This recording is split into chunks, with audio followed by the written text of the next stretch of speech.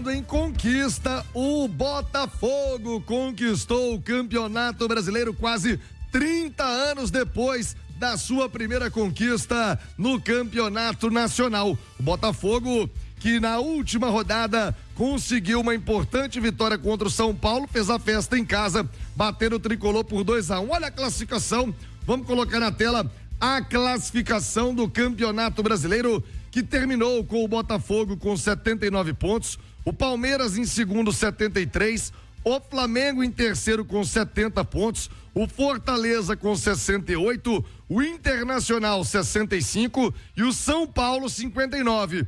Todos eles classificados para a fase de grupos da Copa Libertadores da América. Vão jogar a pré-Libertadores, Corinthians e Bahia. Corinthians 56 pontos, o Bahia 53. O Cruzeiro foi a bolha, né? É um termo que a gente usa no baralho, foi a bolha. Ficou como o primeiro de fora, classificado para a Sul-Americana com 52 pontos. O Vasco é o 10º colocado com 50, o Vitória 47, o Galo, o Atlético terminou com 47 pontos na 12ª colocação, o Fluminense 13º 46 e o Grêmio 14º 45. Todos eles vão jogar a Sul-Americana de 2025. Ficaram no limbo, nem caiu, nem avançou para a competição internacional.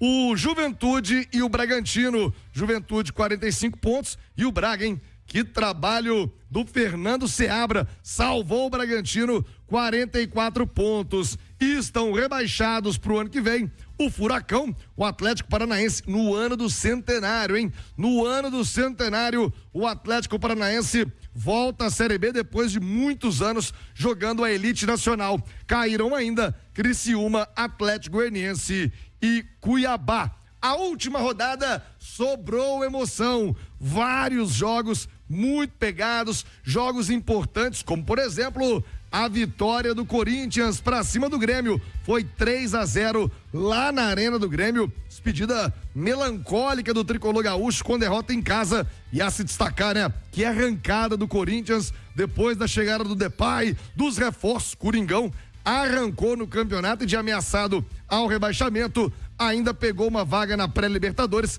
3-0 para o Corinthians. O Bahia venceu o Atlético Goianiense 2-0. Também vai para a pré-Libertadores, Atlético Goianiense dos rebaixados. No Maracanã, Flamengo e Vitória empataram 2-2. Jogo que marcou a despedida de Gabigol do Flamengo, cotado para ser reforço do Cruzeiro, e o Vitória confirmando a sua ótima campanha, permanecendo na primeira divisão. O Vitória da Bahia. Botafogo, como eu disse, venceu o São Paulo em casa, fazendo festa junto ao seu torcedor, conquistando o Brasileirão. O Fluminense escapou do rebaixamento, venceu o Palmeiras em São Paulo por 1-0 e se mantém na elite nacional. Palmeiras, por sua vez, vice-campeão do Brasil. O Bragantino, que eu acabei de falar do trabalho do Seabra, goleou o Criciúma por 5-1. Goleada que mantém o Braga, que mantém o Massa Bruta na primeira divisão. O Fortaleza conseguiu um grande resultado, venceu o Internacional 3-0. As duas equipes jogam a Liberta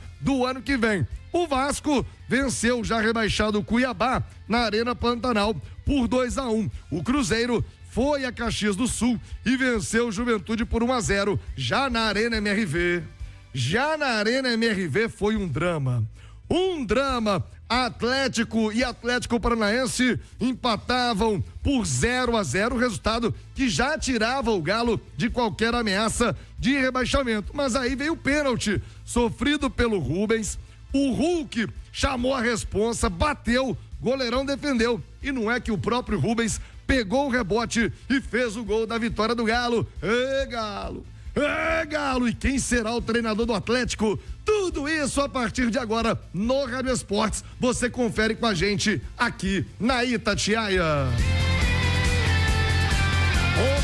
11h46. Vamos saber também da situação do Cruzeiro já. Mas eu quero trazer os comentaristas da Itatiaia pra gente fazer um balanço dessa última rodada do Campeonato Brasileiro? Alguma surpresa que chamou a atenção? A grande campanha vitoriosa do Botafogo, que ano passado, né, foi o grande cavalo paraguaio, refugou o Botafogo, mas esse ano campeão da Libertadores e campeão brasileiro. O grande time de 2024 no Brasil foi o Fogão, Alexandre Simões. Bom dia, tudo bem, Alexandre? Bom dia, Thiago, tudo tranquilo? Tudo bem. Então tá joia, olha só, é interessante que o futebol brasileiro volta a ter uma tradição, né, que tem marcado as últimas temporadas. Desde que o futebol brasileiro começou a dominar a Libertadores, e isso foi em 2019 com aquele título do Flamengo sobre o River Plate, é a quinta em 6 temporadas que a gente tem um time levantando 2 grandes taças. 19 o Flamengo levantou o Brasileirão e a Libertadores. Em 20, o Palmeiras ganha a Libertadores e Copa do Brasil. 21 é a vez do Galo ganhar a Copa do Brasil e o Brasileiro. 22, o Flamengo ganha as 2 Copas, a Copa do Brasil e o Brasileirão. No ano passado, isso tinha sido quebrado, né? Com o Fluminense ganhando a Libertadores, o São Paulo a Copa do Brasil e o Palmeiras o Campeonato Brasileiro. Mas nesse 2024, o Botafogo ganha o Campeonato Brasileiro e a Copa Libertadores. Então, das últimas 6 temporadas do futebol brasileiro, em 5, um time levantou 2 das grandes 3 taças. Eu acho que, sem dúvida nenhuma, é uma nova era que a gente está vivendo. E a se destacar, como eu disse, né, a arrancada do Corinthians, que esteve em grande parte do campeonato ameaçado pelo rebaixamento. É bem verdade, né? Que aquela coisa da conta não fechar, saiu contratando vários jogadores, entre eles a chegada do Thales Magno, mudou o patamar do Corinthians, e o Depay, que foi fundamental, o Memphis, que arrancou com o Corinthians, levando o time a uma pré-Libertadores. O Nat Fiuza, o Internacional, também fez um grande campeonato de arrancada depois da chegada do Roger Machado e a saída do Kudê. Que mais que você avalia do Brasileirão 2024, hein, Nath? Bom dia!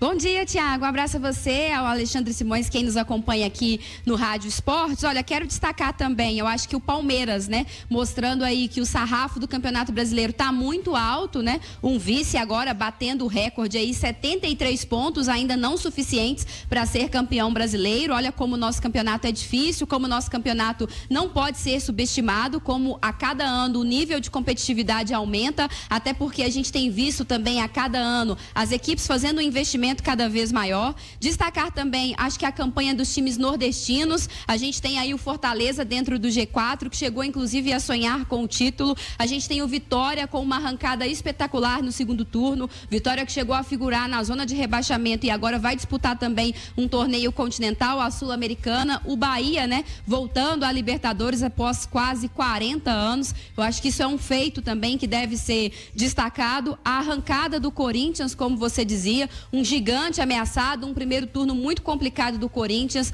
brigando na zona de rebaixamento e agora chegando à Libertadores, mas para mim, se tivesse que eleger uma grande decepção, aí ficaria na conta do Atlético, porque é um time que ninguém imaginou que chegaria à última rodada ameaçado para ir para a Série B, é um time que todo mundo imaginava que brigaria pelo menos por uma vaga direta à Libertadores, figuraria dentro do G4 a maior parte do campeonato, e essa acabou não sendo a realidade do Galo. Mas acho que nós temos mais pontos positivos a serem destacados nesse campeonato do que pontos negativos, Thiago. E nesse momento, para você do YouTube, a festa merecida do Botafogo. Parabéns aos torcedores da Estrela Solitária que aguentaram tanta zoação no ano passado, né? Com o Botafogo perdendo o campeonato na reta final justamente para o Palmeiras, e aí está a festa do Botafogo, merecidamente campeão brasileiro de 2024. Nath já falou rapidamente, né, da situação do Atlético, de fato, uma campanha muito ruim do Galo no Brasileiro. O Cruzeiro, né, que também fica de fora da Libertadores. Nós vamos falar de tudo isso, Galo e Cruzeiro, já, com mais atenção aqui no Rádio Esportes. Agora, fica aí a homenagem ao Botafogo, campeão brasileiro deste ano, com a grande festa no Engenhão.